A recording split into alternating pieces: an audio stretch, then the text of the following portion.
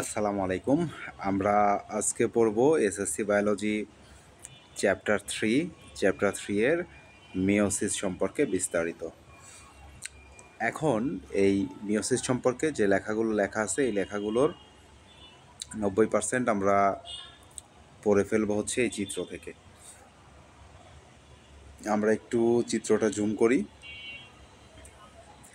চিত্রটা একটু ভালো করে লক্ষ্য করো। এই চিত্রটা তোমাদের পরীক্ষায় যদি মিওসিস কোষ বিভাজন প্রক্রিয়া আসে সেক্ষেত্রে আঁকতে হবে। দেখো, প্রাথমিকভাবে আমরা জানি যে সকল মাতৃকোষ ডিপ্লয়েড বা 2n সংখ্যক ক্রোমোজোম ধারণ করে এবং এই মাতৃকোষ থেকে ফাইনালি যে অপত্য কোষগুলো উৎপন্ন হয় এই অপত্য কোষগুলো হ্যাপ্লয়েড অর্থাৎ n সংখ্যক ক্রোমোজোম ধারণ করে। প্রথমে এই তথ্যটা মনে রাখো, মাতৃকোষ ডিপ্লয়েড, অপত্য কোষ হ্যাপ্লয়েড। মাতৃকোষে কত সংখ্যক ক্রোমোজোম ছিল? 2n, তার মানে n যোগ n। আর অপত্য কোষের প্রত্যেকটাতে কি সংখ্যক ক্রোমোজোম আসছে? n সংখ্যক। তাইলে এই n, এই 2n এর অর্ধেক। এই জন্য বলা হয় যে মিওসিস প্রক্রিয়ায় কোষ বিভাজনে অপত্য কোষের ক্রোমোজোম সংখ্যা মাতৃকোষের ক্রোমোজোম সংখ্যার অর্ধেক হয়ে যায়। তাইলে একটা ব্যাপার আমরা জানলাম, অপত্য কোষের ক্রোমোজোম সংখ্যা মিওসিস প্রক্রিয়ায় মাতৃকোষের ক্রোমোজোম সংখ্যার অর্ধেক হয়ে যায়। লক্ষ্য করো, এখানে 4টা ক্রোমোজোম আছে এটার ভেতরে, এই নিউক্লিয়াসের ভেতরে। আর অপত্য নিউক্লিয়াসের প্রত্যেকটার ভেতরে কয়টা করে নিউক্লিয়াস আছে, কয়টা করে ক্রোমোজোম আছে? 2টা করে ক্রোমোজোম আছে। তাইলে এখানে আছে 4টা, এখানে প্রত্যেকটাতে আছে 2টা। সবগুলো একসাথে ধরলে কিন্তু হবে না, প্রত্যেকটা আলাদা আলাদা করে। তাইলে প্রত্যেকটাতে আলাদা আলাদা করে কয়টা আছে? 2টা করে আছে। এখন এদের প্রত্যেকের ক্রোমোজোম সংখ্যা মাতৃকোষের ক্রোমোজোম সংখ্যার কেমন? অর্ধেক। এই জন্যই বলা হয় মিওসিস কোষ বিভাজন প্রক্রিয়ায় অপত্য কোষের ক্রোমোজোম সংখ্যা মাতৃকোষের ক্রোমোজোম সংখ্যার অর্ধেক হয়ে যায়। আবার আরেকটা তথ্য এখান থেকে আমরা দেখি যে এই যে মাতৃকোষ, এই মাতৃকোষ থেকে এই অপত্য কোষগুলো তৈরি হলো কয়টা ধাপে? 2টা ধাপে। দেখো, এই মাতৃকোষ থেকে প্রথমে এই 2টা কোষ উৎপন্ন হলো একটা ধাপে, আবার আরেক ধাপে এই 2টা কোষ থেকে 2টা করে সর্বমোট 4টা কোষ উৎপন্ন হলো আরেকটা ধাপে। তাইলে এই ধাপকে বলা হচ্ছে মিওসিস 1 এবং এই ধাপকে বলা হচ্ছে মিওসিস 2। এখন মিওসিস 1-এ কি ঘটে, মিওসিস 2-এ কি ঘটে, এই বিষয়টা আমাদের বিস্তারিত জানতে হবে। আমরা দেখি মাতৃকোষ, তাইলে ডিপ্লয়েড মাতৃকোষে প্রথমে একবার মিওসিস বিভাজন ঘটে একটা থেকে কয়টা কোষ উৎপন্ন হয়েছে? তাইলে ডিপ্লয়েড মাতৃকোষে প্রথমে একবার মিওসিস ঘটে 2টা কোষ উৎপন্ন হয়েছে, বা বলতে পারি এই কোষ না বলে যদি নিউক্লিয়াস বলি, এই নিউক্লিয়াসটাতে মিওসিস একবার বিভাজন ঘটে 2টা নিউক্লিয়াস উৎপন্ন হয়েছে।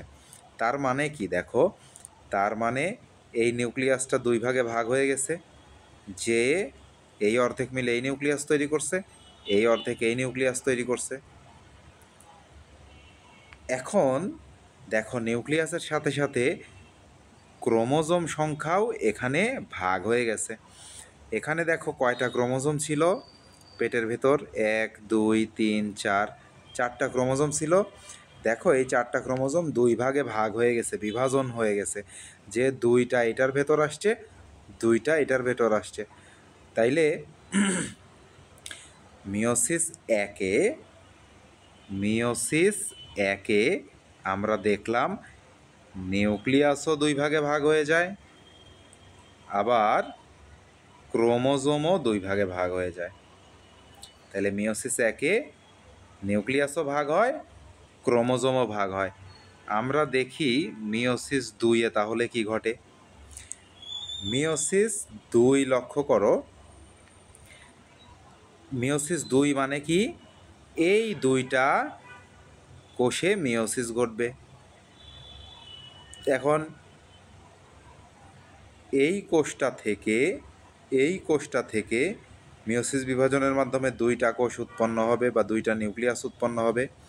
আবার এই নিউক্লিয়াস বা এই কোষ থেকে আরও দুইটা নিউক্লিয়াস উৎপন্ন হবে। এখন লক্ষ্য করো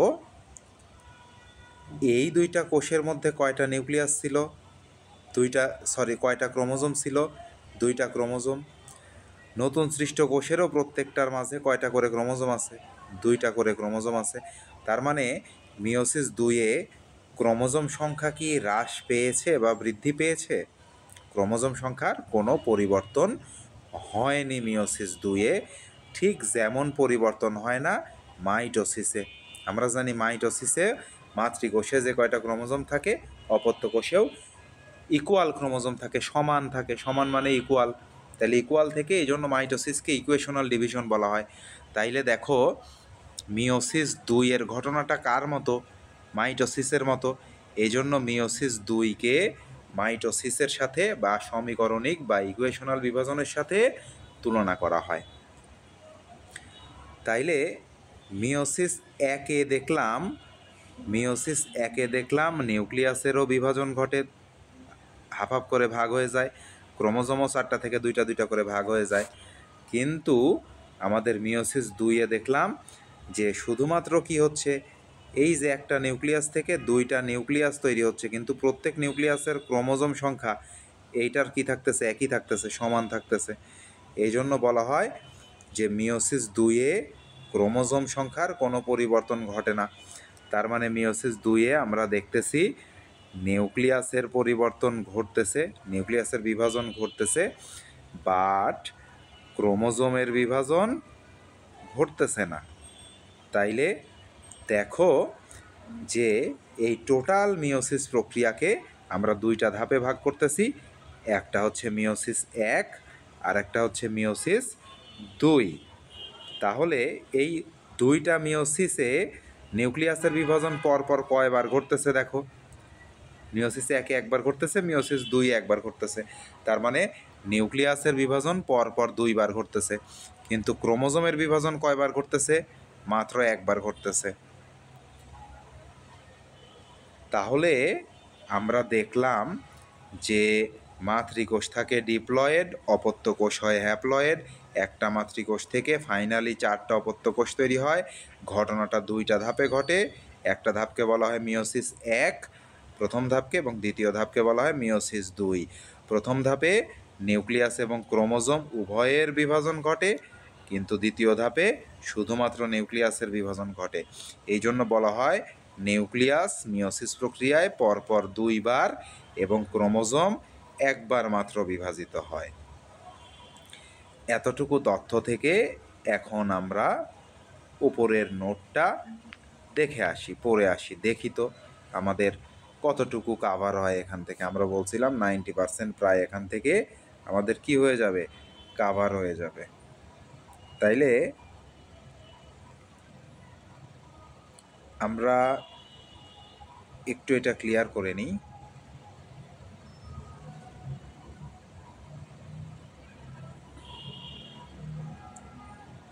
ওকে, দেখো প্রথমেই আমরা চলে আসি মিওসিসের সংজ্ঞা। যে কয়টা পয়েন্ট বললাম এই কয়টা পয়েন্টই দেখো এই সংজ্ঞার মধ্যে আছে। প্রথমে যে কোষ বিভাজন প্রক্রিয়ায় নিউক্লিয়াস কয়বার, নিউক্লিয়াস পরপর দুইবার এবং ক্রোমোজোম কয়বার, তাহলে নিউক্লিয়াস দুইবার, ক্রোমোজোম একবার বিভাজিত হয়ে একটা মাতৃকোষ থেকে কয়টা অপত্য কোষ তৈরি হয়, 4টি অপত্য কোষ তৈরি হয়। এবং প্রত্যেকটা অপত্য কোষের ক্রোমোজোম সংখ্যা মাতৃকোষের ক্রোমোজোম সংখ্যার কেমন থাকে, অর্ধেক থাকে, তাকেই মিওসিস বিভাজন বলে। তাহলে 3টা স্টেপে আমরা সংজ্ঞাটা মুখস্থ করব। নিউক্লিয়াস পরপর দুবার এবং ক্রোমোজোম একবার বিভাজিত হয়। তারপর একটি ডিপ্লয়েড মাতৃকোষ থেকে 4টি হ্যাপ্লয়েড অপত্য কোষ তৈরি হয় এবং অপত্য কোষের ক্রোমোজোম সংখ্যা মাতৃকোষের ক্রোমোজোম সংখ্যার অর্ধেক হয়ে যায়। আমরা চিত্রে দেখলাম যে মাতৃকোষে ক্রোমোজোম কয়টি আছে, মাতৃকোষে ক্রোমোজোম আছে 4টি, আর অপত্য কোষের প্রত্যেকটিতে ক্রোমোজোম আছে কয়টি করে? 2টি করে। তাইলে ক্রোমোজোম সংখ্যা প্রত্যেকটা অপত্য কোষে এসে কেমন হয়ে গেছে? অর্ধেক হয়ে গেছে, কমে গেছে। যেহেতু কমে গেছে, তাইলে রিডাকশন মানে কম। রিডাকশন মানে কি? কমে যাওয়া। এই জন্য মিওসিসকে রিডাকশনাল ডিভিশন বা হ্রাসমূলক বিভাজন বলা হয়। এখন মিওসিসে যে 2টা ধাপ, এই 2টা ধাপে ক্রোমোজোম সংখ্যা মূলত কমলো কোন ধাপে বলো তো? মিওসিসে 1-এ। এই যে 4টা থেকে 2টা হয়ে গেল, এরপর থেকে তো এই 2টা সংখ্যার পরিবর্তন হয় নাই, 2টাই আছে, তাই না? তাইলে মূলত ক্রোমোজোম সংখ্যা আমাদের কমলো মিওসিসের কোন ধাপে? মিওসিস 1-এ। এই জন্য মূলত মিওসিস তথা মিওসিস 1-কে বলা হয় রিডাকশনাল বা হ্রাসমূলক বিভাজন। আর মিওসিস 2-এর ক্ষেত্রে লক্ষ্য করো, এখানেও 2টা করে ক্রোমোজোম ছিল, এইগুলাতেও 2টা করেই ক্রোমোজোম আছে, ক্রোমোজোম সংখ্যা পরিবর্তন হয়নি। ক্রোমোজোম সংখ্যা পরিবর্তন না হওয়ায় মিওসিস 2-কে মাইটোসিসের সাথে তুলনা করা হয়।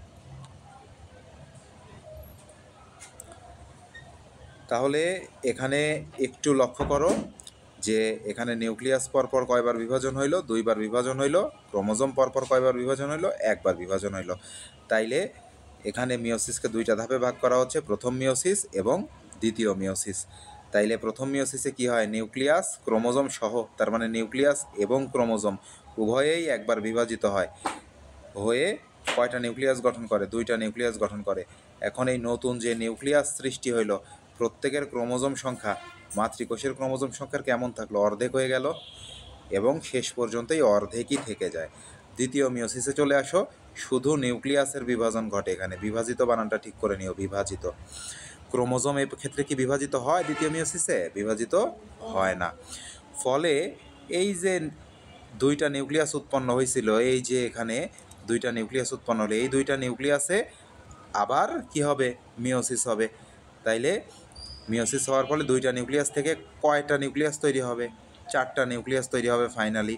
এবং এই 4টা নিউক্লিয়াসে কি হবে? ক্রোমোজোম সংখ্যা মাতৃকোষের ক্রোমোজোম সংখ্যার কেমন থাকবে? অর্ধেকই থাকবে। এই যে এখানে যে অর্ধেক হয়েছিল, এই অর্ধেকটা অর্ধেকই থাকবে, আর কমবেও না বাড়বেও না।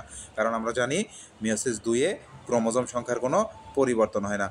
যেহেতু ক্রোমোজোম সংখ্যা অপত্য কোষে অর্ধেক থাকলো, ক্রোমোজোমে আমরা জানি যে কি থাকে? ডিএনএ থাকে। তাহলে ক্রোমোজোম সংখ্যা অর্ধেক হয়ে গেলে ডিএনএ সংখ্যাও কেমন থাকবে? অর্ধেক হয়ে যাবে। তার মানে মাতৃকোষের ক্রোমোজোম সংখ্যা যেমন অর্ধেক হয়ে যায়, মাতৃকোষের চেয়ে অপত্য কোষে ক্রোমোজোম সংখ্যা যেমন অর্ধেক হয়ে যায়, মাতৃকোষের চেয়ে অপত্য কোষে ডিএনএর সংখ্যাও কেমন হয়ে যায়?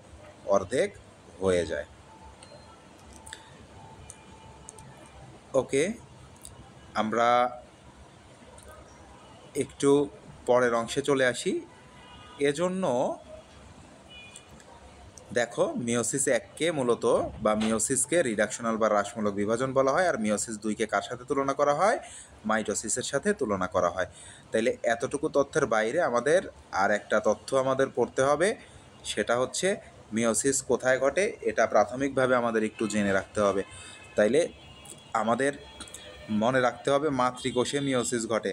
আমরা বলে রাখছি এখানে মায়েমিওসিস, তার মানে সকল মাতৃকোষে মিওসিস ঘটে। আর মাতৃকোষ কেমন থাকে? ডিপ্লয়েড থাকে। আমরা চিত্রটা দেখে আসি মাতৃকোষ কেমন আছে।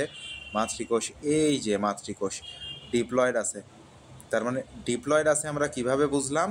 দেখো, এখানে জোড় সংখ্যক ক্রোমোজোম আছে। আমরা ক্রোমোজোম জানি, আমরা ক্রোমোজোমরা জোড়ায় জোড়ায় অবস্থান করে। তাহলে এখানে 1 জোড়া আছে, এখানে 1 জোড়া আছে। তাইলে এই 1 জোড়াকে বলা হয় 1 সেট, আর 1 জোড়াকে বলা হয় আর 1 সেট। তার মানে এখানে কয় সেট আছে? 2 সেট আছে। যখন জোড় সংখ্যক থাকবে বা 2 সেট থাকবে, তখন সেটাকে আমরা 2n বলবো। এই জায়গায় তাহলে কয় সেট আছে? এই জায়গায় 1 সেট আছে। এই জায়গায় কয় সেট আছে? এই জায়গায় 1 সেট আছে। তাহলে এগুলাকে আমরা কি বলবো? হ্যাপ্লয়েড বলবো।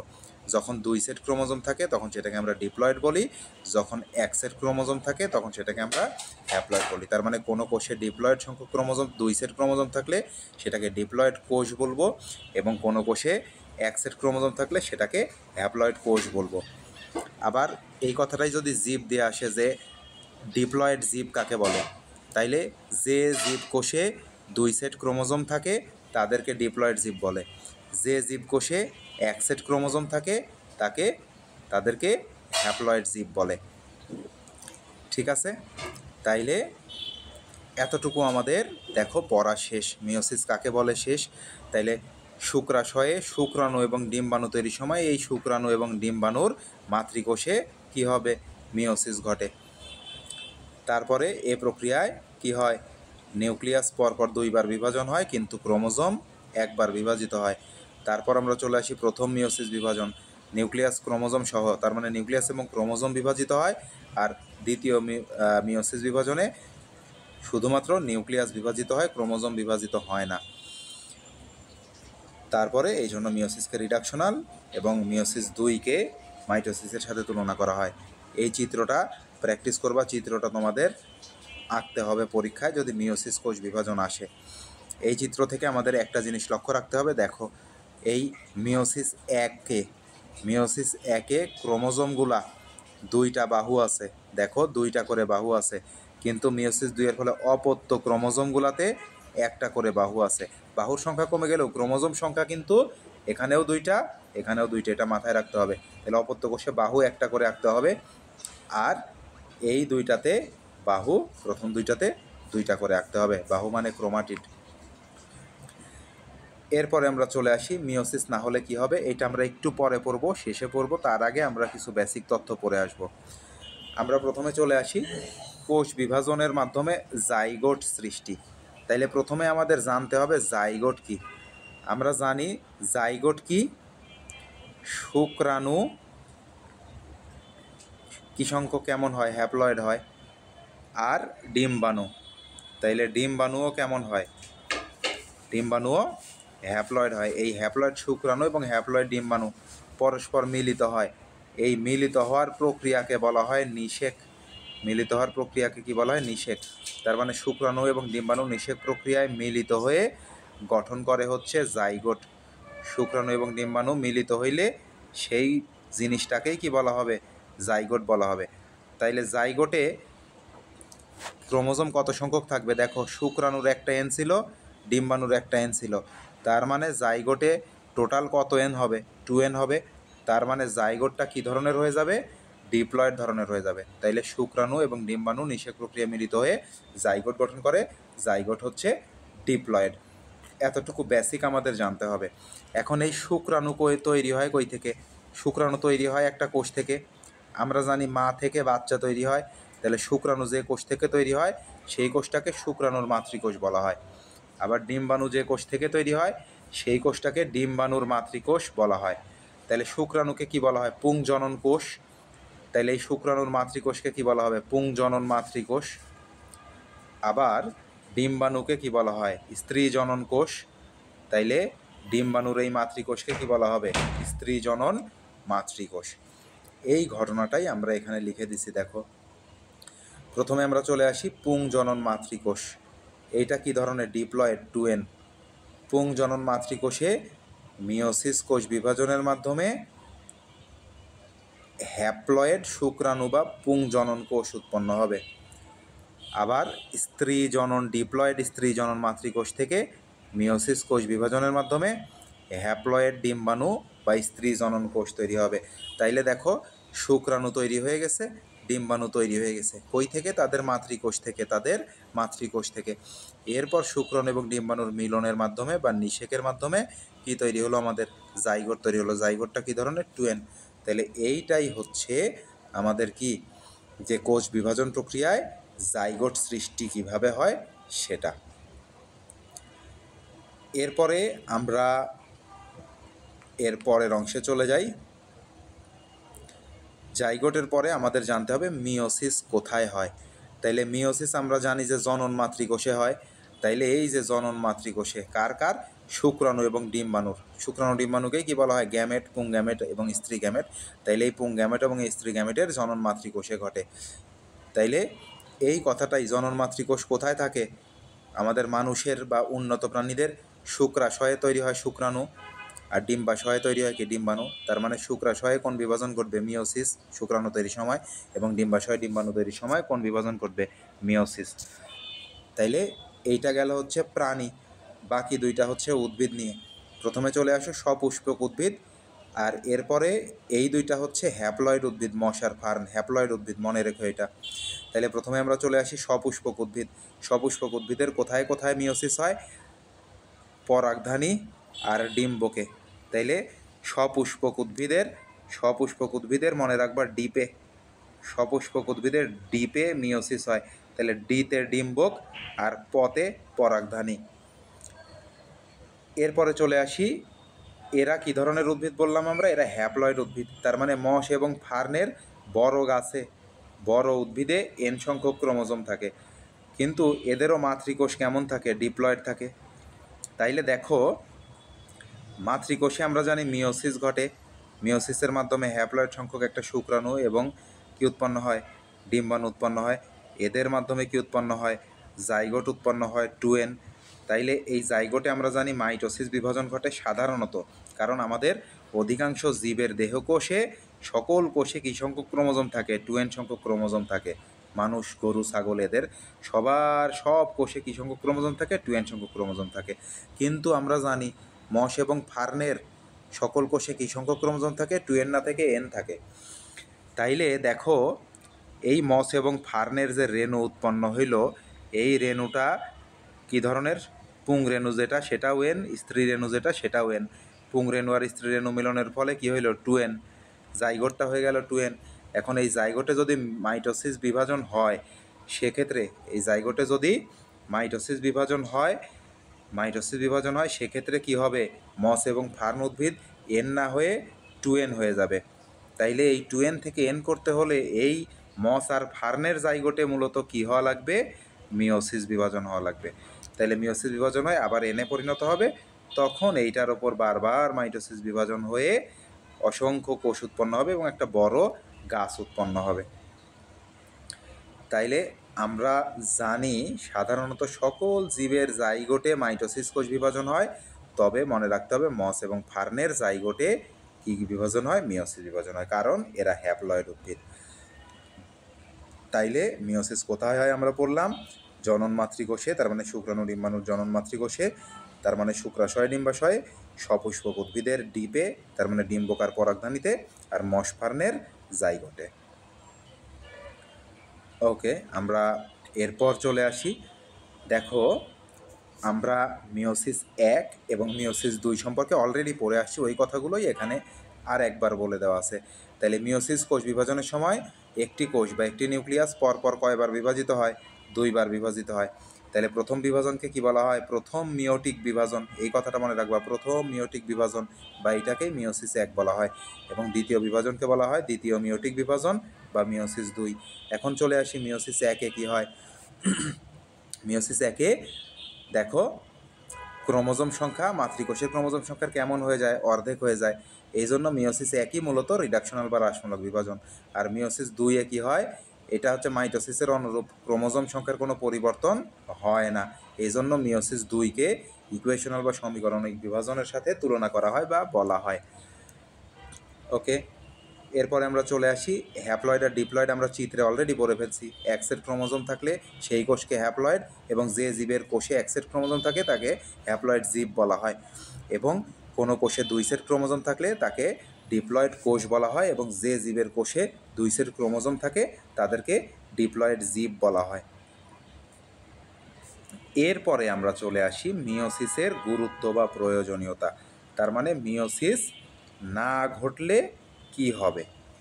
তাইলে আমরা একটু দেখি যে মিওসিস না হলে কি হবে। এই কথাটার অর্থ কি? মিওসিস না হয়ে, জনন কোষে যে মিওসিস হয় সেখানে মিওসিস না হয়ে যদি মাইটোসিস হয়, তাইলে কি হবে? এই ব্যাপারটা আমাদের এই কথার অর্থ। মিওসিস না হলে কি হবে? তার মানে সেখানে মিওসিস না হলে তো কিছু একটা হবে। কি হবে? মাইটোসিস হবে।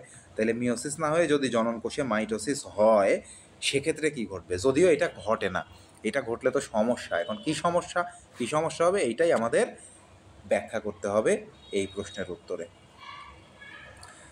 তাইলে দেখো, আমরা জানি মাইটোসিস কোথায় ঘটে? দেহকোষে ঘটে। তার মানে দেহের বৃদ্ধি, তার মানে মাইটোসিস বৃদ্ধির জন্য গুরুত্বপূর্ণ, এবং উদ্ভিদের ক্ষেত্রে অযৌন জননের জন্য গুরুত্বপূর্ণ। অযৌন জনন মানে কি? গাছের ডালে, একটা ছোট ডালে কলম কাটো, তাহলে সেই ডালটা যখন মাটিতে লাগাও তখন সেই ডালের কোষগুলোতে বারবার কোন কোষ বিভাজন হয়, মাইটোসিস কোষ বিভাজন হয়, হয়ে বড় একটা গাছ তৈরি হয়। তাহলে এটা অযৌন জনন, কলম কাটা হচ্ছে অযৌন জনন প্রক্রিয়া।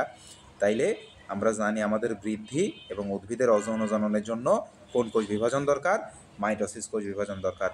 তাইলে অযৌন জননে যদি মাইটোসিস কোষ বিভাজন লাগে, তাহলে যৌন জননে কি লাগবে, মিওসিস লাগবে। এই জন্যই আমরা জানি যৌন জননে কি লাগে, শুক্রাণু আর ডিম্বাণু লাগে। তাহলে শুক্রাণু আর ডিম্বাণুর জনন মাতৃকোষে কোন কোষ বিভাজন হয়, মিওসিস হয়। তার মানেই কি যৌন জননের জন্য মিওসিস অপরিহার্য। তাহলে যৌন জনন হইতে হইলে পুং আর স্ত্রী জনন কোষ উৎপন্ন হইতে হবে। পুং জনন কোষ মানে হচ্ছে কি শুক্রাণু, আর স্ত্রী জনন কোষ মানে কি ডিম্বাণু, তাই না? শুক্রাণু এবং ডিম্বাণু সৃষ্টি হতে হবে। তাহলে শুক্রাণু তৈরি হবে কই থেকে, শুক্রাণুর একটা জনন মাতৃকোষ থেকে। ডিম্বাণু তৈরি হবে কই থেকে, ডিম্বাণুর একটা জনন মাতৃকোষ থেকে। তাইলে এরা দুই মাতৃকোষই, সকল মাতৃকোষ আমরা জানি ডিপ্লয়েড। তাইলে এখান থেকে ডিপ্লয়েড থেকে মিওসিস কোষ বিভাজনের মধ্যে শুক্রাণু যখন তৈরি হবে সেটা হ্যাপ্লয়েড হয়ে যাবে, ডিম্বাণুও যখন তৈরি হবে সেটা হ্যাপ্লয়েড হয়ে যাবে। একই কথা বারবার আসতেছে। তাইলে দেখো, যদি মিওসিস না হয়ে এই যে জনন মাতৃকোষ কেমন ছিল, ডিপ্লয়েড ছিল, শুক্রাণু জনন মাতৃকোষ ডিপ্লয়েড ছিল। এখানে যদি মিওসিস হওয়ার ফলেই তো 2n থেকে n হয়ে যায় শুক্রাণুতে, তাই না? এখন মিওসিস না হয়ে যদি মাইটোসিস হয়, তাহলে মাইটোসিস প্রক্রিয়ায় কয়টা কোষ উৎপন্ন হয়, 2টা কোষ। এবং এদের ক্রোমোজোম সংখ্যা মাতৃকোষের কেমন থাকে, হুবহু একই থাকে, সমান থাকে। তাহলে এরাও সমান থাকবে। তার মানে যে শুক্রাণু উৎপন্ন হবে সে হ্যাপ্লয়েড না হয়ে কেমন হয়ে যাবে, ডিপ্লয়েড হয়ে যাবে। আবার এই যে ডিম্বাণুর জনন মাতৃকোষ থেকে ডিম্বাণু তৈরি হতো, তাইলে এই ডিম্বাণুর জনন মাতৃকোষ কেমন ছিল, ডিপ্লয়েড ছিল। এখানে নতুন যে ডিম্বাণু তৈরি হবে, তাহলে এখানেও মিওসিস না হয়ে যদি যদি মাইটোসিস হয়, তাইলে এদের মধ্যেও কেমন সংখ্যক ক্রোমোজোম থাকবে, ডিম্বাণুর ভেতরও 2n সংখ্যক ক্রোমোজোম থাকবে। এখন এই শুক্রাণু আর এই ডিম্বাণু যখন মিলিত হবে, মিলিত হয়ে শুক্রাণু ডিম্বাণু মিলনের ফলে কি তৈরি হয়, জাইগোট তৈরি হয়। তাইলে এই জাইগোটে ক্রোমোজোম সংখ্যা কত হয়ে যাবে বলো তো? দেখো, এখানে 2n, এখানে 2n, তাইলে হয়ে যাবে কি 4n। তাইলে মাতৃকোষে ছিল কত, মাতৃকোষে ছিল হচ্ছে 2n, হয়ে গেল কত জাইগোটে, 4n। তাইলে এই জাইগোট থেকে আবার যখন বাচ্চা কাচ্চা হবে, তাদের দেহের ভেতরে কি হবে দেখো, যে শুক্রাণু উৎপন্ন হবে সেটাতেও যদি মাইটোসিস হয়, তাহলে শুক্রাণুর ভেতরে 4n থাকবে। আবার ডিম্বাণুর ভেতরেও কেমন থাকবে, 4n থাকবে। এখন এই শুক্রাণু ডিম্বাণু মিলিত হয়ে আবার যদি জাইগোট গঠন করে, তাইলে পরবর্তী বংশধরের জাইগোটে ক্রোমোজোম সংখ্যা হয়ে যাবে কেমন, 8n। তাইলে দেখো, প্রথমে ছিল কত 2n, তারপরে হইল কত 4n, তারপরে হইল কত 8n, এরপরে হয়ে যাবে 16n, এরপরে হয়ে যাবে 32n।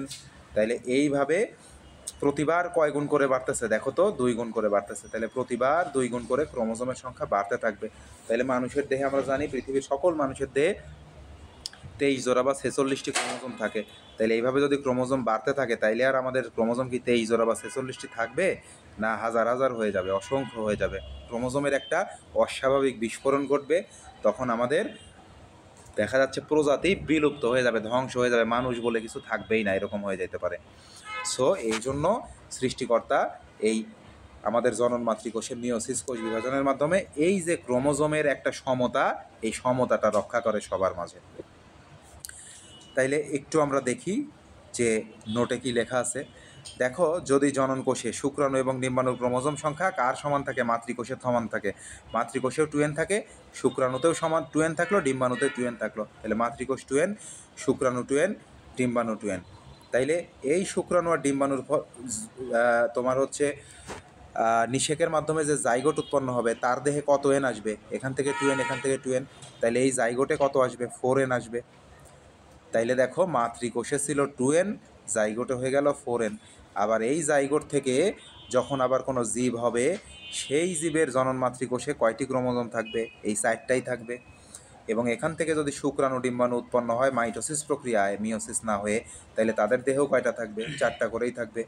এখন এই শুক্রাণু আর ডিম্বাণু যদি পরবর্তীতে মিলিত হয়, তাইলে পরের জাইগোটে কয়টা হয়ে যাবে, 8n হয়ে যাবে। এইভাবে প্রতিবার দ্বিগুণ করে ক্রোমোজোমের সংখ্যা বাড়তে থাকে।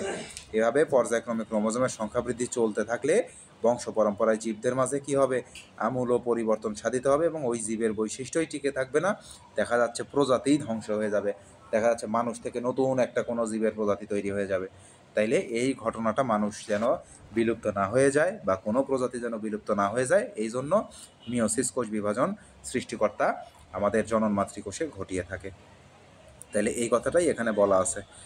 তারপরে দেখো এই মিওসিস কি কি কাজ করে। একটা কাজ করলো, এই যে ক্রোমোজোমের নামই জেনেটিক বস্তু, কারণ ক্রোমোজোমে ডিএনএ থাকে, তাহলে ক্রোমোজোমের একটা কাজ করলো, ক্রোমোজোমের সমতা রক্ষা করলো। আর আরেকটা কাজ করে হচ্ছে ক্রোমোজোমের বৈচিত্র্য বজায় রাখে। বৈচিত্র্য মানে কি রে? তাহলে ক্রোমোজোমের বৈচিত্র্য বজায় রাখে। তাহলে বৈচিত্র্য মানে হচ্ছে পার্থক্য। বৈচিত্র্য মানে কি? পার্থক্য। আচ্ছা, যা হয়েছে বুঝে নাও। তাইলে বৈচিত্র্য মানে পার্থক্য। ব্যাপারটা কি আগে বুঝো। দেখো, তুমিও মানুষ, আমিও মানুষ, কিন্তু আমাদের দুইজনের বৈশিষ্ট্যগত পার্থক্য আছে না? কেউ দেখতে কালো, কেউ ফর্সা, কেউ লম্বা, কেউ খাটো, এক একজনের কণ্ঠ এক এক রকম, এক একজনের তোমার হচ্ছে চোখ এক এক রকম, চুল এক এক রকম। তাইলে এই আমাদের বৈশিষ্ট্যগুলো নিয়ন্ত্রণ করে কে? এই যে জিন, ক্রোমোজোমে যে ডিএনএ থাকে সেই ডিএনএকেই জিন বলে। এখন এই যে আমাদের এক একজনের এক এক রকম পার্থক্য, এই বৈচিত্র্যটা সৃষ্টি হয় মূলত কিসের মাধ্যমে? মিওসিসের মাধ্যমে। তাইলে বললাম মিওসিস দুইটা গুরুত্বপূর্ণ কাজ করে। একটা হচ্ছে ক্রোমোজোমের সমতা রক্ষা করে, আর একটা জিনগত বৈচিত্র্য বজায় রাখে। এখন এই জিনগত বৈচিত্র্য বজায় রাখার জন্য কি হয়, আমাদের এই দুইটা কাজের জন্য আমাদের প্রজাতি টিকে থাকে, আমরা ধ্বংস হয়ে যাই না, প্রজাতি বিলুপ্ত হয়ে যায় না। তাহলে এই যে জিনগত বৈচিত্র্য কিভাবে প্রজাতিকে টিকিয়ে রাখে, এটা আমরা একটু পরে আর একটা প্রশ্নে পড়ব। তাইলে দেখো যে মিওসিস, আমরা এই প্যারা থেকে দুইটা তথ্য মনে রাখবো। মিওসিস ক্রোমোজোমের সমতা রক্ষা করে আর জিনগত বৈচিত্র্য বজায় রাখে। তাইলে মিওসিস কোষ বিভাজনের ফলেই প্রজাতির বৈশিষ্ট্য বংশ পরম্পরায় টিকে থাকে। কারণ মিওসিস না হয়ে যদি জনন কোষে মাইটোসিস হইতো, তাহলে মানুষের ক্রোমোজোম সংখ্যা দেখা যায় 46 থেকে বাড়তে বাড়তে বাড়তে বাড়তে কত হয়ে যাইতো, তখন মানুষের বৈশিষ্ট্য আর মানুষের মধ্যে থাকতো না, দেখা যেত নতুন একটা জীব জন্ম নিছে, মানুষ বিলুপ্ত হয়ে গেছে। তাইলে এই যে এই মানুষের প্রজাতি, এটা টিকিয়ে রাখার জন্য কে কাজ করতেছে? মিওসিস কাজ করতেছে।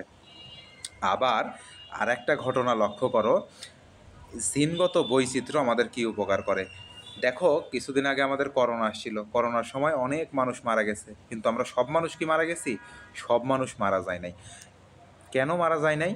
দেখো, যে মানুষটা, করোনা কি আমাদের খারাপ পরিবেশ, প্রতিকূল পরিবেশ, তাহলে প্রতিকূল পরিবেশে যারা খাপ খাইয়ে নিতে পারেনি তারা মারা গেছে, আর আমরা যারা খাপ খাইয়ে নিতে পারছি তারা বেঁচে আছে। এখন এই প্রতিকূল পরিবেশে তারা খাপ খাওয়াইতে পারলো না, আমি পারলাম, তার মানে কি আমাদের দুইজনের মধ্যে কিছু না কিছু পার্থক্য আছে। আমাদের হয়তো ইমিউনিটি শক্তিশালী বা কোনো একটা বৈশিষ্ট্য আমাদের ভেতরে আছে যেটা তাদের ভেতরে ছিল না, এই জন্য তারা মারা গেছে। তাইলে ওই যে কিছু বৈশিষ্ট্য আমাদের কিছু সদস্যদের মধ্যে থাকে, আবার কিছু সদস্যদের মধ্যে থাকে না। তাইলে এই যে বৈশিষ্ট্যের যে পার্থক্য, এই বৈশিষ্ট্যগুলো নিয়ন্ত্রণ করে মূলত কে? জিন বা ডিএনএ। এই জন্য এই বৈশিষ্ট্যের পার্থক্যকেই বলা হয় জিনগত বৈচিত্র্য। এই জিনগত বৈচিত্র্যের কারণেই দেখো, আমাদের সবার যদি জিন একই রকম থাকতো সবার দেহে, তাইলে আমরা সবাই কি হয়ে যেতাম? করোনায় মারা যাইতাম। তাইলে সবাই যদি মারা যাইতাম, তাইলে মানুষের প্রজাতি কি থাকতো? মানুষের প্রজাতি বিলুপ্ত হয়ে যাইতো। তাইলে এই যে জিনগত বৈচিত্র্য আছে বলে আমরা কিছু মানুষ টিকে আছি, এবং এই মানুষগুলো আবার বিয়ে শাদী করে বাচ্চা কাচ্চা করে প্রজাতি আবার আরও কি করবে? বাড়াবে। তাইলে এই যে সংখ্যক প্রজাতি জিনগত বৈচিত্র্যের কারণে টিকে থাকে, তাদের মাধ্যমেই তো মূলত তাদের পরবর্তী প্রজন্ম টিকে থাকতেছে। এখন সব মানুষ যদি মরে যাইতো, তাইলে কি আর মানুষের প্রজাতি পৃথিবীতে থাকতো না। তাহলে জিনগত বৈচিত্র্য আমাদের এই উপকারটা করে। জিনগত বৈচিত্র্য মানে আমার এবং তোমার মাঝে যে পার্থক্য আছে জিনের বা ডিএনএর বা বৈশিষ্ট্যের, এটাকেই বলা হয় জিনগত বৈচিত্র্য। তাহলে জিনগত বৈচিত্র্য আমাদের কি করে? প্রতিকূল পরিবেশে বা খারাপ পরিবেশে টিকে থাকতে সহায়তা করে। এভাবে মিওসিসের মাধ্যমে কোনো একটা প্রজাতি বিলুপ্তির হাত থেকে কি পায়? রক্ষা পায়। তাহলে কয়টা প্রক্রিয়ায় রক্ষা পাইল? একটা হচ্ছে আমাদের ক্রোমোজোমের সংখ্যার সমতা রেখে, আর একটা হচ্ছে জিনগত বৈচিত্র্য সৃষ্টির মাধ্যমে। তাইলে এই গেল হচ্ছে মিওসিস না হইলে কি হইতো। তার মানে আমরা ফাইনালি দেখতেছি যদি মিওসিস না ঘটতো তাহলে বংশ পরম্পরায় জীবদের মাঝে ক্রোমোজোমের কি হইতো, অস্বাভাবিক সংখ্যা বৃদ্ধি ঘটতো, ফলে জিনগত বৈচিত্র্যও সৃষ্টি হইতো না। এক পর্যায়ে জীব প্রজাতি কি হয়ে যাইতো, বিলুপ্ত হয়ে যাইতো। তার মানে মিওসিস না থাকলে আমরা কেউ সৃষ্টিই হইতাম না। তাইলে এতটুকু হচ্ছে মিওসিসের প্রয়োজনীয়তা বা মিওসিস না হলে কি হবে তার ব্যাখ্যা। এরপরে এগুলা সব আমাদের পড়া হয়ে গেছে, আমরা চলে আসি। তাইলে এই যে মিওসিস না হয়ে যদি মাইটোসিস হয় বা অস্বাভাবিকভাবে বৃদ্ধি হয়, এই ঘটনাটা সাধারণত ঘটে না, কিন্তু বাস্তবে কিছু কিছু ক্ষেত্রে এই ঘটনাটা ঘটেছে বা ঘটানো হয়। তাইলে বাস্তবে হঠাৎ ক্রোমোজোম সংখ্যা বৃদ্ধি পেয়ে নতুন প্রজাতির উদ্ভবের ঘটনা কি কি ঘটে এইটা আমরা একটু দেখে ফেলি। এই ঘটনাটা ঘটে মূলত তিনটা জিনিসের ক্ষেত্রে, মনে রাখবা। প্রথমে সবচেয়ে ইম্পর্টেন্ট মনে রাখতে হবে হচ্ছে ব্যাঙ। তাইলে ব্যাঙে অস্বাভাবিক কি হয়, ক্রোমোজোমের বৃদ্ধি ঘটে। তাইলে একটা ব্যাঙ ছিল যার জাতের নাম জেনোপাস। একটা ব্যাঙ ছিল যার জাতের নাম কি, জেনোপাস ট্রপিক্যালিস। এই ব্যাঙের যে ক্রোমোজোম ছিল, মনে করো কতটি ক্রোমোজোম ছিল, মনে করো 12টি ক্রোমোজোম ছিল, ধরে নাও, এক্স্যাক্ট না, ধরে নাও, ধরো 12টি ক্রোমোজোম ছিল। এই সম্পূর্ণ সেট 12টি ক্রোমোজোমের সেটই ডাবল হয়ে যায়, দ্বিগুণ হয়ে যায়। আমরা জানি 2 গুণ হারে বাড়তে থাকে, এর আগে পড়ে আসছি। তাহলে ডাবল হয়ে যায়। ফলে এই ব্যাঙের বৈশিষ্ট্য আর নতুন সৃষ্ট ব্যাঙের বৈশিষ্ট্য কি সেম থাকবে? ক্রোমোজোম বেড়ে গেছে না, তার মানে নতুন নতুন বৈশিষ্ট্য আসবে এই ব্যাঙের মধ্যে। তাইলে এই যে জেনোপাস ট্রপিক্যালিস থেকে নতুন যে ব্যাঙের জাতের উদ্ভব হইল, ক্রোমোজোমের সেট ডাবল হয়ে যাওয়ার মাধ্যমে তার নাম দেওয়া হলো জেনোপাস লেভিস। লেভিস বানান দেখবা LAVIS। তাহলে এটা সবচেয়ে ইম্পর্টেন্ট। এছাড়া আর কোথায় এই ঘটনা ঘটে? প্লান্টি রাজ্যে। প্লান্টি রাজ্য মানে কি, উদ্ভিদ রাজ্য। উদ্ভিদ রাজ্যে বিভিন্ন প্রজাতির মধ্যে বিশেষ করে আলুর দেহকোষে এই ক্রোমোজোম সংখ্যার বৃদ্ধি পায়। আমরা এক সময় দেখতাম আলু হয় কেমন, ছোট ছোট ছোট ছোট, এখন হল্যান্ডার আলু পাওয়া যায় বড় বড়। তাইলে এই যে হল্যান্ডার আলু বড় বড় পাওয়া যায় ছোট থেকে, এইভাবে ক্রোমোজোম সংখ্যা বৃদ্ধির মাধ্যমে উচ্চ ফলনশীল ফসল আমরা পরিকল্পিতভাবে কৃত্রিমভাবেও তৈরি করে থাকি। তাইলে কৃত্রিমভাবেও আমাদের এই ঘটনাটা ঘটে। দেখো 3 নম্বরে এই কথাটা বলা আছে, আমাদের জনসংখ্যা দিন দিন বৃদ্ধি পাচ্ছে, খাদ্যের চাহিদাও দিন দিন বাড়তেছে। ক্রমবর্ধমান খাদ্যের চাহিদা মেটাতে পরিকল্পিতভাবে অনেক উদ্ভিদ বা প্রাণীর ক্রোমোজোমের সংখ্যা বৃদ্ধি, এই সংখ্যা বৃদ্ধিটাকে বলা হয় জেনেটিক মডিফিকেশন। জেনেটিক মডিফিকেশনের মাধ্যমে উচ্চ ফলনশীল নতুন জাতের সৃষ্টি করা হয়। এরপরে আমরা চলে আসি এই যে এর আগে পড়লাম জিনগত বৈচিত্র্য কিভাবে একটি প্রজাতিকে পরিবর্তনশীল পরিবেশে, মানে খারাপ পরিবেশে টিকিয়ে রাখতে পারে। তাইলে প্রথমেই বলে দেওয়া আছে জিনগত বৈচিত্র্য কাকে বলে। প্রথমেই চলে আসি জিনগত বৈচিত্র্য। তাহলে জিনগত বৈচিত্র্য কি, একই প্রজাতির মানুষেরই বিভিন্ন সদস্যর, মানে আমার তোমার মধ্যে জিনগত তথা বৈশিষ্ট্যগত যে পার্থক্য দেখা যায় তাকেই কি বলা হয়, জিনগত বৈচিত্র্য বলে। তাহলে জিনগত বৈচিত্র্যের ফলে একই প্রজাতির, তার মানে মানুষের মধ্যেই একজন সদস্য অন্যজন থেকে কোনো না কোনো বৈশিষ্ট্য কেমন থাকে, আলাদা থাকে। তোমার আমার মধ্যে অনেক বৈশিষ্ট্য আলাদা আছে, তাই না? তাহলে এটাকেই কি বলতেছে, জিনগত বৈচিত্র্য বলতেছে। এখন চলে আসি পরিবেশ। আমরা জানি পরিবেশ সর্বদা কেমন, পরিবর্তনশীল। কখনো কখনো মহামারী আসতে পারে, কখনো কখনো ভূমিকম্প হইতে পারে, ঘূর্ণিঝড় হইতে পারে, অনেক প্রাকৃতিক দুর্যোগ আসতে পারে। তাহলে এই দুর্যোগগুলোতে টিকে থাকার জন্য আমাদের কি লাগবে, জিনগত বৈচিত্র্য লাগবে।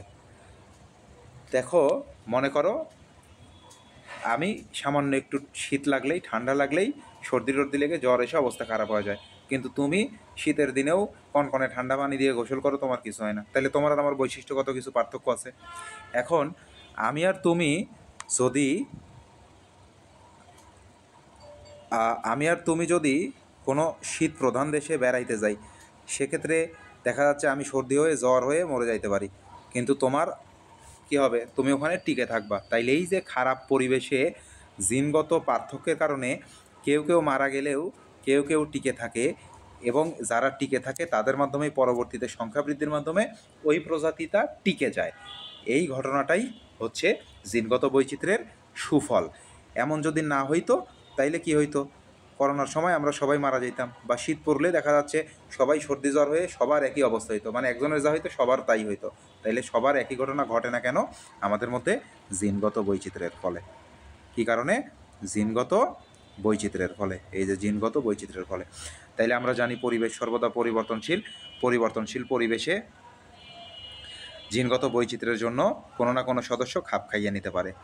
তার মানে যারা খাপ খাওয়াতে পারে না তারা কি হয়ে যায়? মরে যায়, বিলুপ্ত হয়ে যায়। পরবর্তীতে যে খাপ খাইয়ে নিতে পারলো সেই সদস্য থেকে সংখ্যা বৃদ্ধির মাধ্যমে ওই প্রজাতি বিলুপ্তির হাত থেকে রক্ষা পায়, এবং প্রজাতিটি পরিবর্তিত পরিবেশেও কি হয়? টিকে যায়। এরপর আমরা দেখি যে জিনগত বৈচিত্র্য যদি কম থাকে বা না থাকে তাইলে কি হবে? পরিবর্তনশীল পরিবেশে খাপ খাওয়ানোর মতো বৈশিষ্ট্য থাকার সম্ভাবনাও কম থাকবে। ফলে দেখা যাবে পরিবর্তিত পরিবেশের সাথে খাপ খাওয়াতে না পেরে ওই প্রজাতির সবাই বিলুপ্ত হয়ে গেছে, তাইলে ওই প্রজাতিটাই কী হয়ে যাবে? বিলুপ্ত হয়ে যাবে। তাইলে এতটুকুই ছিল আমাদের মিওসিস সম্পর্কে বিস্তারিত। আমরা প্রথম থেকে একবার রিভিশন দিয়ে দিই 2 মিনিটে। একদম প্রথম থেকে 2 মিনিটে রিভিশন দিয়ে দিই, এগুলো একটু ক্লিয়ার করে দিই। দেখো আমরা কি কি পড়লাম। প্রথমে আমরা চলে আসি মিওসিসের সংজ্ঞা। তাহলে নিউক্লিয়াস পরপর 2 বার এবং ক্রোমোজোম একবার বিভাজিত হয়ে একটি মাতৃকোষ থেকে 4টি অপত্য কোষ তৈরি করে, এবং অপত্য কোষের ক্রোমোজোম সংখ্যা মাতৃকোষের ক্রোমোজোম সংখ্যার অর্ধেক হয়ে যায়। তারপরে শুক্রাশয়ে শুক্রাণু তৈরির সময় এবং ডিম্বাশয়ে ডিম্বাণু তৈরির সময় তাদের মাতৃকোষে মিওসিস কোষ বিভাজন ঘটে।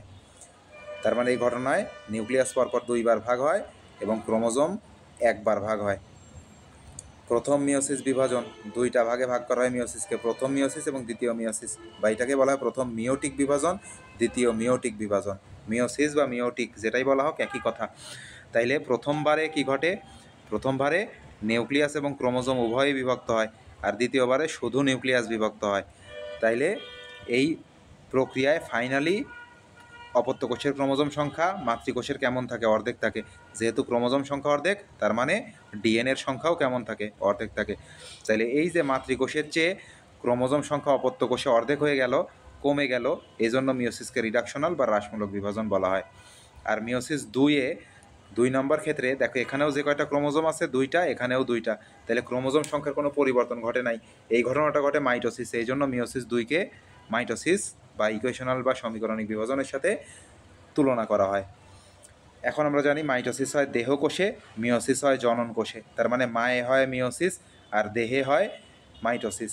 তাহলে দেহ কি হয়? বৃদ্ধি হয়, বৃদ্ধির জন্য মাইটোসিস লাগে, এবং উদ্ভিদের কলম বা অযৌন জননের জন্য মিওসিস প্রয়োজন হয়, মাইটোসিস প্রয়োজন হয়। আর মিওসিস প্রয়োজন হয় কিভাবে? শুক্রাণু এবং ডিম্বাণু তৈরির সময়, মানে পুংজনন কোষ এবং স্ত্রী জনন কোষ তৈরির ক্ষেত্রে মিওসিস প্রয়োজন হয়। এখন মিওসিস যদি না হয় তাইলে কি ঘটবে? তাইলে মিওসিস যদি না হয়ে জনন মাতৃকোষে যদি মাইটোসিস হয়, তাইলে শুক্রাণু এবং ডিম্বাণুর ক্রোমোজোম সংখ্যা মাতৃকোষের ক্রোমোজোম সংখ্যার সমান হয়ে যাবে। তার মানে মাতৃকোষও 2n থাকবে, শুক্রাণুও 2n, ডিম্বাণুও 2n। ফলে যে জাইগোট সৃষ্টি হবে শুক্রাণু এবং ডিম্বাণুর সমন্বয়ে, সেই জাইগোট হয়ে যাবে কি? 4n। আবার এই জাইগোট থেকে পুনরায় যে জাইগোট তৈরি হবে সেই জাইগোট হয়ে যাবে 8n। তাহলে 8n-এর এই প্রাণী থেকে আবার যখন জাইগোট তৈরি হবে সেটা হবে 16n। এভাবে প্রতিবার দ্বিগুণ করে ক্রোমোজোম সংখ্যা বাড়তে থাকবে। এভাবে বাড়তে থাকলে ক্রোমোজোমের পর্যায়ক্রমিক সংখ্যা বৃদ্ধি চলতে থাকলে বংশ পরম্পরায় জীবদের আমূল পরিবর্তন ঘটবে এবং প্রজাতি ধ্বংস হয়ে যাবে। এজন্য ডিপ্লয়েড জনন মাতৃকোষে কী ঘটে? মাইটোসিস না ঘটে, মিওসিস ঘটে। এর মিওসিস এই যে এই পর্যায়ক্রমিক সংখ্যা বৃদ্ধি রোধ করে হ্যাপ্লয়েড শুক্রাণু ডিম্বাণু তৈরি করে এবং জাইগোট তৈরি করে 2n সংখ্যক, এবং এই জাইগোট থেকে পরবর্তীতে মাইটোসিস বিভাজন ঘটে। একটা জিনিস মনে রাখবা, জনন মাতৃকোষে মিওসিস আর জাইগোটে কি? মাইটোসিস। শুধুমাত্র একজনের জাইগোটে মিওসিস ঘটে, কাদের? মস এবং ফার্ন, অর্থাৎ হ্যাপ্লয়েড উদ্ভিদের জাইগোটে মিওসিস ঘটে, এটা মনে রাখবা। তাইলে ক্রোমোজোম, আমরা চলে আসি মিওসিস দুইটা কাজ করে, ক্রোমোজোমের সমতা রক্ষা করে। কার সমতা রক্ষা? ক্রোমোজোমের সমতা রক্ষা। আর একটা জিনগত বৈচিত্র্য। এই দুইটা ঘটনার মাধ্যমে প্রজাতিকে পরিবেশে বা খারাপ পরিবেশে বা প্রতিকূল পরিবেশে বা পরিবেশের পরিবর্তনের সাথে সাথে পৃথিবীতে টিকিয়ে রাখে। তার মানে মিওসিস না হইলে কি ঘটবে? প্রজাতি বিলুপ্ত হয়ে যাবে। কিভাবে বিলুপ্ত হবে এটা বিস্তারিত আমরা পড়ে ফেলছি এবং নোটে আছে, পুনরায় বাসায় পড়ে নিবা। এরপর আমরা চলে আসি কোষ বিভাজনের মাধ্যমে জাইগোট সৃষ্টি। জাইগোট সৃষ্টি মানে এখানে কি উৎপন্ন হইতে হবে? শুক্রাণু আর ডিম্বাণু উৎপন্ন হইতে হবে।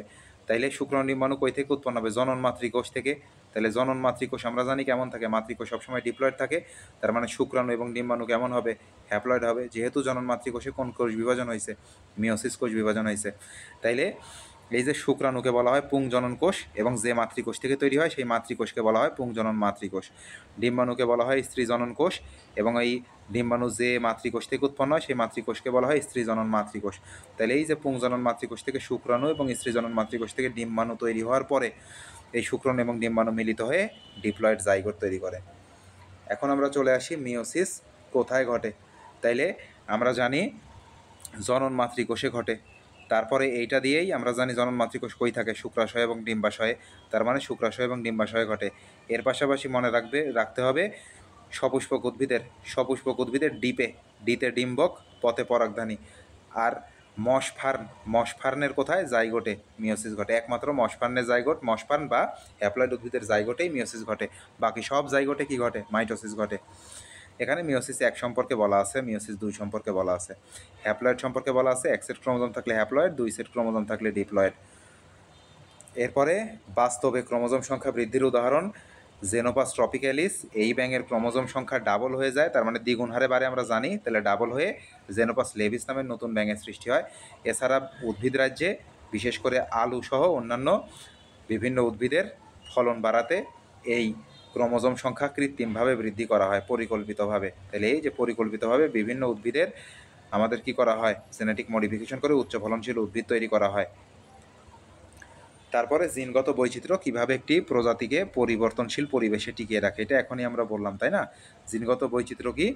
যে জিনগত বৈচিত্র্যের ফলে পরিবেশ পরিবর্তিত হয়ে গেলেও এই পরিবর্তিত পরিবেশে কোনো না কোনো সদস্য খাপ খাইয়ে নিতে পারে এবং সেই সদস্য থেকে সংখ্যা বৃদ্ধির মাধ্যমে সেই প্রজাতিটা বিলুপ্তির হাত থেকে রক্ষা পায়।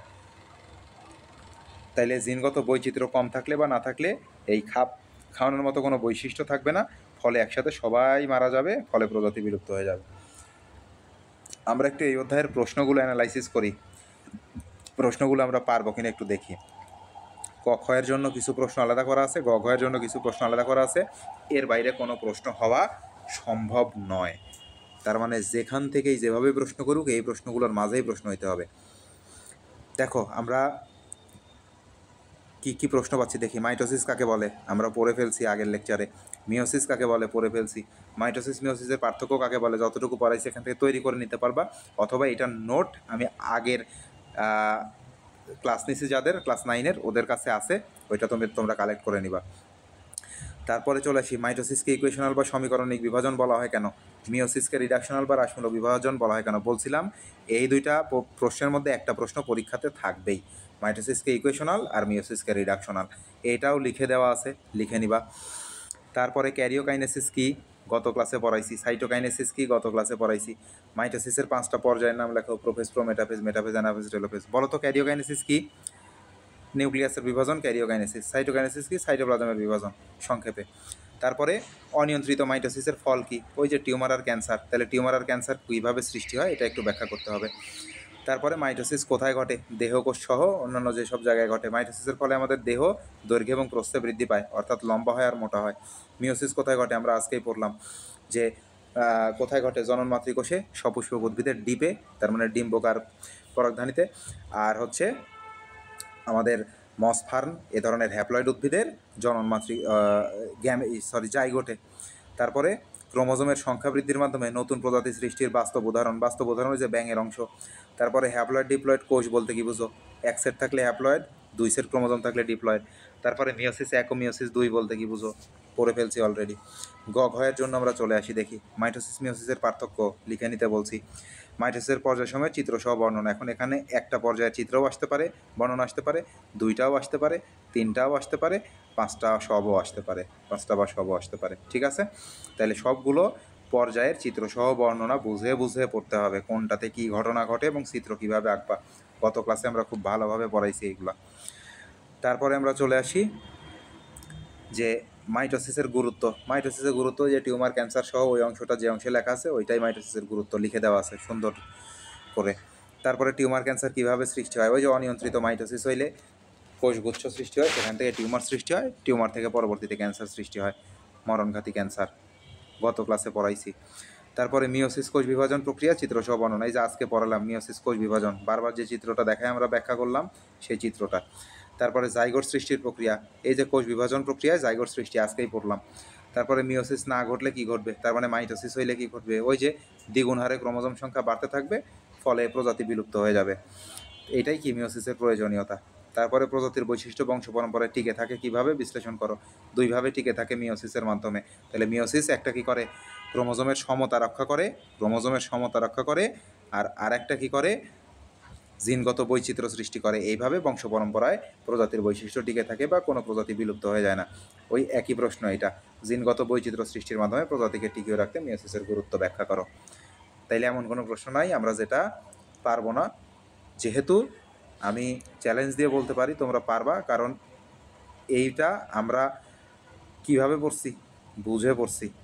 তাইলে আমরা যদি বুঝে না পড়তাম, না বুঝে মুখস্থ করতাম, যদি আমরা না বুঝে মুখস্থ করতাম তাইলে পরীক্ষার হলে যে সৃজনশীল প্রশ্নও ধরতে পারতাম না, আমরা লিখতেও পারতাম না। যেহেতু আমরা বুঝে পড়ছি, তার মানে আমরা কি করব, বোর্ডকে চ্যালেঞ্জ করতে পারি যে কই থেকে প্রশ্ন করবি, কর, খেলা হবে। ঠিক আছে, ধন্যবাদ সবাইকে। আজকের ক্লাসে পর্যন্তই। সুস্থ থেকো, ভালো থেকো, আল্লাহ হাফেজ।